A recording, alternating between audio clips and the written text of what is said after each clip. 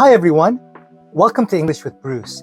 I'm Bruce. If you're here to speak smarter, sound more natural, and understand real-world English, you're in the right place. Don't forget to like, subscribe, and hit the notification bell so you never miss a lesson. This is lesson 24. Today's phrase is better late than never. It means it's better to do something late than not do it at all. Even if you're late, it's still worth doing.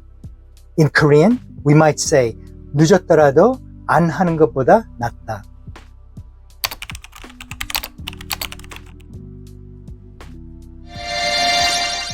Let's use it in a business setting. I finally submitted the report. Sorry it's late.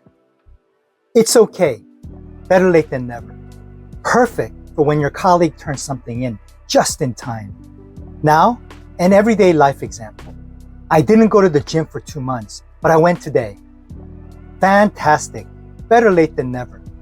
Let's practice. Repeat after me. Better late than never. Now try it with confidence. Better late than never.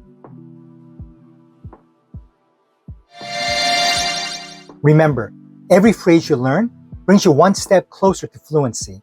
And don't forget, our next lesson drops this Wednesday, where we'll dive into more English you can use in meetings and everyday life. Thanks for watching, and as always, I'm Bruce, and I'll see you next time on English with Bruce. Don't forget to like, subscribe, and hit the notification bell.